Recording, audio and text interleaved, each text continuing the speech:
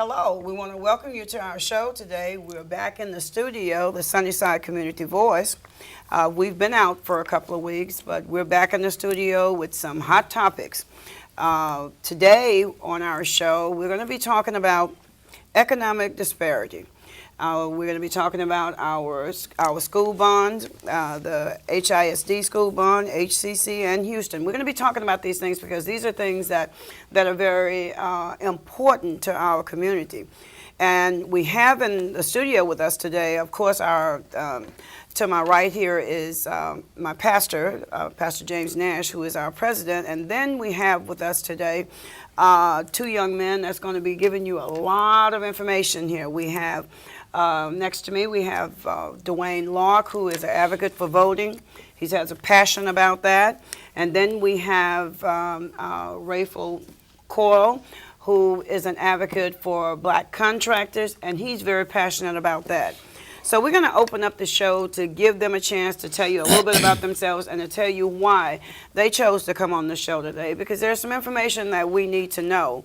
A lot of times we lack that knowledge, and that's why we don't know what's going on.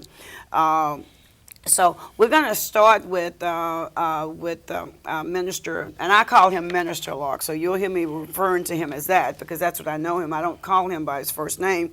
We'll start with Minister Locke and let him introduce himself to you. Well, thank you very much, and thank you for having me on.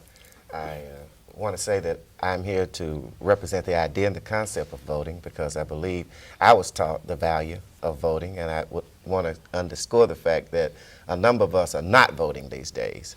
And that is a concern that all of us ought to have because voting is what changed the policies of communities as well as the city, the county, any of our governments. So I want to encourage us to at least delve into the whys of voting and perhaps the why nots. But as president of the George T. Nelson Harris County Council of Organization, I want to just say to the listeners, the voters, the participants in the show that it's critical that we use this franchise for the purpose that it was created. And I often ask this question, why do other people value voting so much that they would stand in line to do so? Yeah. And others feel as though it's 2 weeks opportunity to vote and they still don't vote. And then we complain about the judges, we complain about the sheriff, we complain about the district attorney, but you can't complain if you didn't go and choose them. Mm-hmm. Okay, now, Mr. Coyle, we want you to introduce yourself to us and let us know why you're here on the show today. Okay. My name is Rayful Coyle, and I am a CEO of a small technology firm. We do software development and a number of things. We're here advocating for business for the black community, for black business owners to have business so that we can employ people and build wealth in the community. Mm-hmm. That's my chief reason. Okay, Pastor, I think you have some questions that you want to pitch out to these young men here. Yeah, first of all, let me welcome both of you gentlemen here to the show, Minister Lark and Mr. Coyle. Thank God for you coming here because there are some questions that we have in the community, especially with this bond election coming up. My question is this, as far as the schools, why don't we have vocational programs in our schools when Harris County Jail has them? Now that's sad that low profile, they got jobs like wood shop, auto mechanics, air conditioning, electronics, culinary art and all that. Now, let me tell you something. Now, if Harris County can have these programs in our jails, why can't we have them in our schools for kids? Now, we understand that if a kid wants to excel and make a lot of money, stay in school. But that's not going to be the case all the time. So what about these that don't, D's and C's that might not, stay in school, but they'll have some kind of motivational tool, like a vocational program or something like that to keep them in school. So I don't understand that, and I don't understand how the powers that be will allow this to happen in our HISD system, other system, that they don't have these programs. These kids got a lot of extra time on their hands, and consequently what happened, they end up in jail, end up in the system. And I really believe that we need to do all we can to motivate, and we talked about that, we motivate our young people to, if you got programs such as that, to stay in school. So now, also one of my questions was, why we don't have a lot of black contractors when all of this work is going on in the schools. We've been torn down and repaired and all that. And I kind of put this to our superintendent. That's another program, though. So Ms. Coyle, you were here talking about the black contractors, because I was told that there are not many black contractors, especially those that can bond, be bondable or whatever like that. To me, I think that's kind of, I don't really believe that, so you can share that with us. Well, I want to shed a light on a few things here. We talk about education and you talk about skills and trades. You got a number of people running these administrations that have been educated to the point of ignorance. There is a significant amount of budget dollars that are spent on employing those people in skills and trades. And so when our people don't have those skills and trades from the outset at 18, 19, 20, can't get them, then sometimes they have nothing else to do. They have nothing that they're capable of doing, nothing that they're qualified to do. And you know, any society that you have this diversity in your people, some are going to go become engineers, some are going to become machinists, some are going to become welders. And if you don't employ that diverse group of people, you're going to create a lot of criminals. You're going to create a lot of bad stuff. That's just one of the elements in it. There are several other factors, but we need those skills and we need those trades because they're valuable and they pay good money. You know, and another thing is some of these people go on to become business owners. Exactly. And they have wealth and they have never had a college degree. Exactly. You know, the big deals. Take a look at Bill Gates. Take a look at the guy at Virgin Atlantic. Take a look at a number of our people who don't have college educations, but have billion-dollar corporations that hire PhDs, that hire this broad group of people. So there's just such a broad spectrum of I call it educated to the point of ignorance, where we're trying to say those skills don't matter. And a lot of times, exactly right. In certain economies, those may be the only jobs that are available to us. That's exactly right. And college is not for everybody. There are going to be kids that won't go to college, but if you give them a vocational training, they'll do good at it. I was told I spoke with one of the sergeants this morning, and she was saying if you can't get it back in the school, why don't we have schools that are for vocational training, you know, for our children. But it seems like it's all a deaf ear, and there was a statement that was made. I didn't hear it, but I was told about the statement that you don't want to put that kind of money into the schools because you don't want them to go out and spend $5, you know, on a weed. Well, that's a sad statement to make because if you give them the training, then they'll have the good sense to not charge $5. They'll charge more, and then they'll charge more, and then they'll get into a business. I was also told as far as the black business are concerned, that the city has a list of about 30% black builders. Why can't the schools have those same builders? There's kind of a misconception, if you will, about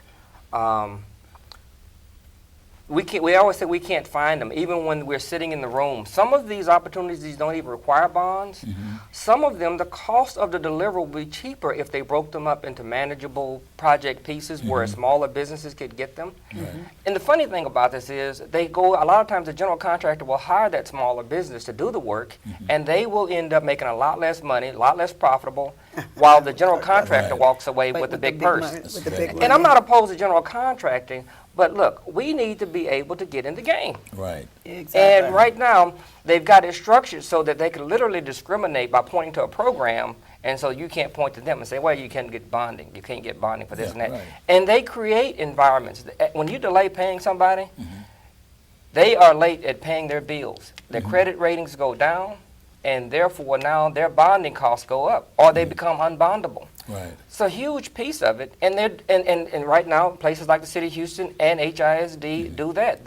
That's one of the tactics that they use to help keep us from getting at those opportunities. Delayed pay. Oh wow! And you know what? I'm glad you said that, because I was also told that it was difficult to find contractors that was bondable or could meet a bond. Okay. Now you just cleared that up.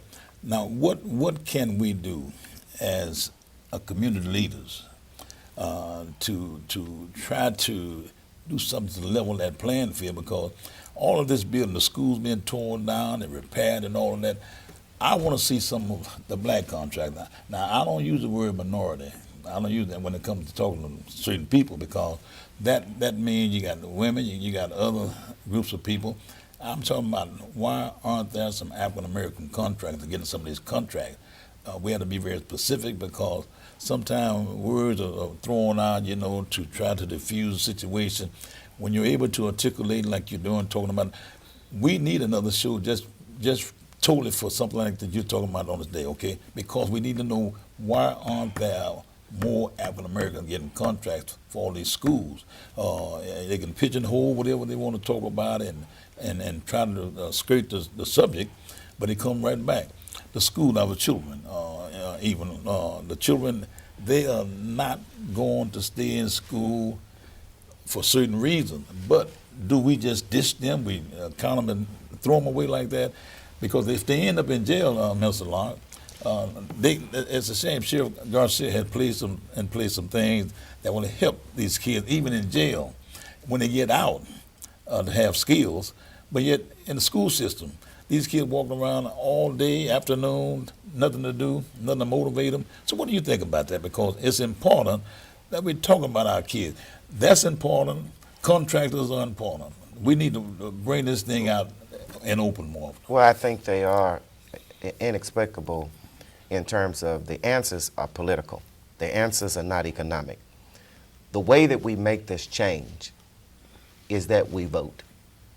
We vote for the people who are our HISD or our school district representatives. We vote for these bonds. But what we've had a problem with is this. I was a product of HISD in the 70s. I was there when they took trades out of schools. And in the last 35 years, I've seen the transformation from boys and girls graduating with hope and opportunity, with skills in their hands, to being factored to jail. Simply by the fact that, do you believe that if you were to train a 17 or 18 or 19-year-old to be an electrician or a plumber or to install solar panels or whatever the skill may be, including cosmetology, which incidentally, the statement I heard the HSD superintendent did make was in fact either racist at worst or stupid at best. And that is that you do not want to use resources to train someone to do a $5 hair weave. Well, incidentally, I've never seen a woman pay $5 for a hair weave. I believe those practitioners get $100 to $200, $300, and I believe anyone would be willing to take that skill. So ultimately, the game plan was designed to take skills and trades out of the schools so that private corporations would sprout up. And if you look at the industry of for-profit contracted schools, they have gone up 900,000% when we took them out. So what that meant, our children leave high school with a high school diploma, they go to a for-profit trade school, they drop out because the trade school is a sham and nobody is requiring them to graduate them. So they end up with a student loan that damages and destroys their credit for the rest of their life. Ladies and gentlemen, we have control. We can simply tell the school district, if you don't put trades in schools, we're not going to vote for the bond. And it's as simple as that. This is a political solution, and the political solution is in our hands as voters today. Do it for your children if you won't do it for yourself. I am so glad to hear you say about, and I have nothing against someone going to the trade schools, but you are so right. I'm hearing Everett, I'm hearing all of these, and these are expensive schools, and most of these kids, they promise them jobs. I am in the medical field, and they have a medical assistant school that you go to at one of these schools. You don't even get hired as a medical assistant. What is a medical assistant? You don't even get hired at a hospital for that, because they can't, because you can't do anything. So you spent $7,000, $8,000 to go to school for what, 12 weeks, and you do nothing. And now you can't get a job to pay this back, and like you said, now your credit is bad. That is so powerful, Minister Locke, that you are so right. Those schools are popping up everywhere. And then there is a commercial that says, everybody don't want to sit in a classroom. That is actually a commercial on television. This is what you're telling our children. Everybody don't want to sit in a classroom for 3 hours. So go to this school. So what are you saying to our children? That's not the easy way out, because a lot of those kids do not get jobs. I don't care what you said. They do not come out. with any jobs. And for you, Mr. Coyle, you were telling us how it all just ties in together. If we get the contractors, you can get it all just kind of comes together as one. With the black contractors, I mean, with contractors, with the schools, it all comes together, and it helps our children in the long run. One feeds the other. Yes, exactly. Mr. Law, could you talk a little bit about the history of HISD and bonds, and have they spent the money on the things that they said they were going to spend the money on? Well, I am simply building a case why you probably should be very critical of the bonds. But for instance, I'm a child of HISD, as I like to reiterate. I remember when Billy Reagan was the superintendent, and there was an argument that we're using our children as pawns. We're using our children as political pawns. We're doing that today.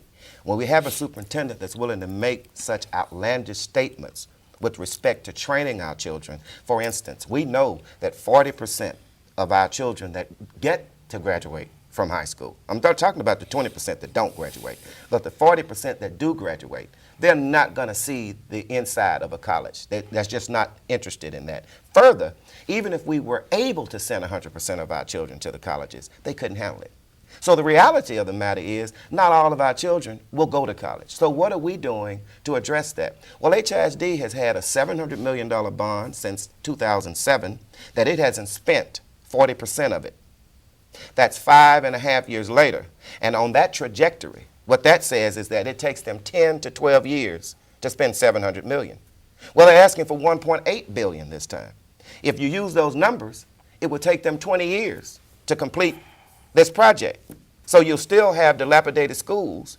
You'll still have schools that can't be transformed to equip. And that's another issue about history. All of our industries, we're surrounded by petrochemical industry here, close to this studio. All of them retool. They always want to rebuild state-of-the-art facilities so that they can produce the best quality product to compete in the global market.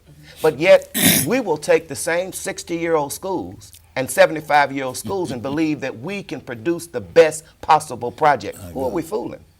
So it is the Greater Houston Partnership. It is Central Houston.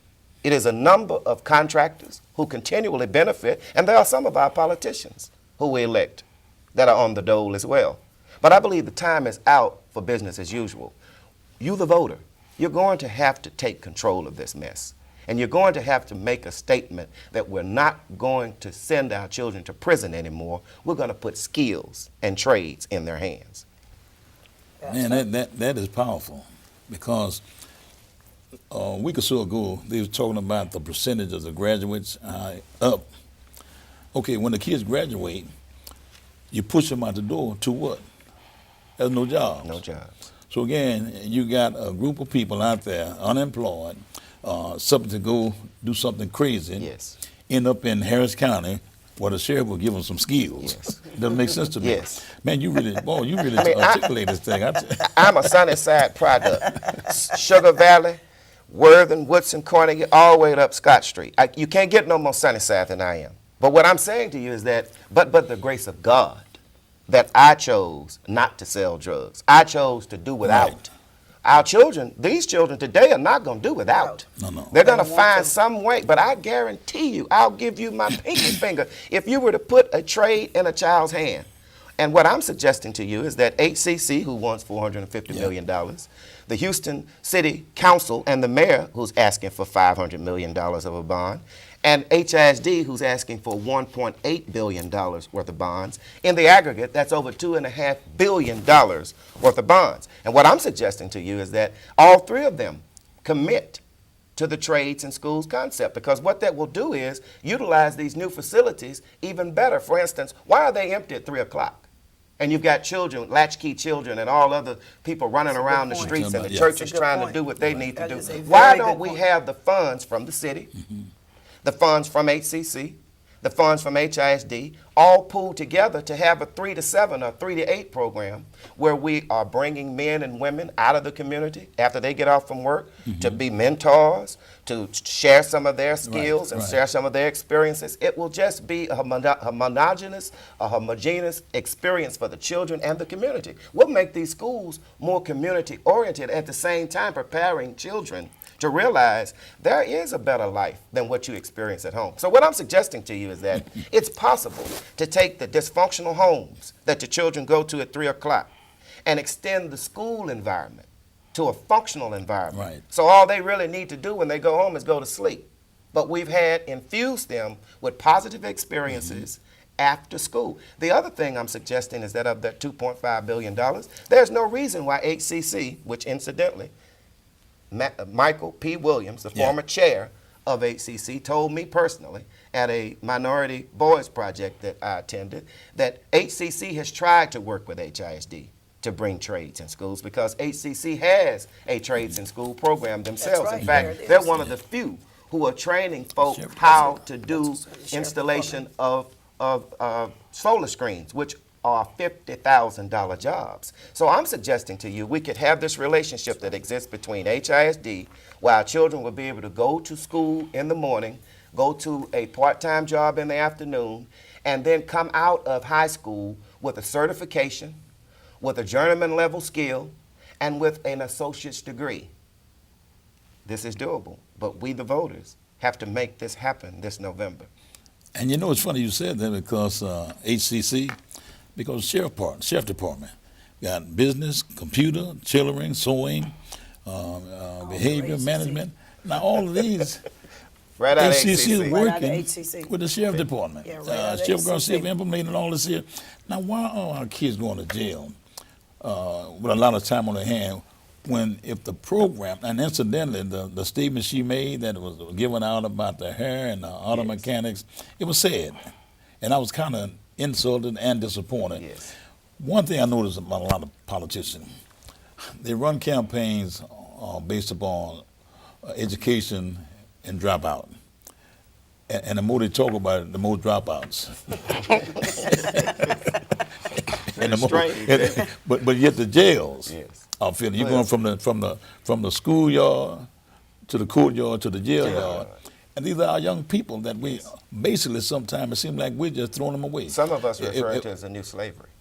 Well, you know, if a kid's not college bound or just A student or B student, well, what happened? We just throw them away. Yes. See, this is where I've got a great concern, a very grave concern, that our leaders, that people that run off of education, it's time for them to stand up. And say, they need to stand up to the superintendent, really, okay? And say, look, we need to stop this. The George T. Nelson Harris County Council is doing a study as we speak to find out if funds have been donated to our elected officials from some of these for-profit schools. Because there seems to be too much of a blowback from our elected officials, HISD elected officials, as well as our state representatives and all the other elected officials who have not pushed this envelope about bringing trades back in these schools. So we just want to know, are they being supported by these for-profit schools? And that's why they're not so adamant, because it really isn't rocket science. It really isn't an argument that you take a child, 18, 19 years old, you put a skill in their hand that is marketable. I'm not talking about having them go to school for 4 hours and they're being babysit. I'm talking about instructional. I'm talking about intensive. I'm talking about state-of-the-art facilities training these schools. In fact, there are New York and other places that we could visit that are doing these things in their schools, in their local schools. So we're not reinventing the wheel. What we're doing is reintroducing what was already there. And we see, I believe, that when you bring trades back in the schools, the jails are going to have to close. All these prisons that have sprouted up, they won't be going there because they're going to be enjoying their families with their $40,000 and $50,000 skill. I just can't believe any politician or parent who would not get excited about this trades in school concept. Well, you know, I too oppose all three of these bonds, and I think the people ought to oppose these bonds. And it goes back to the reason what we kind of started out with talking about the economic disparity. As long as we are excluded, we should not be voting for others to take the wealth to their communities while we do without. That's exactly right. So I am a strong opponent of all these bonds, and I really want to ask the people to just kind of reach out and look and see what's going on.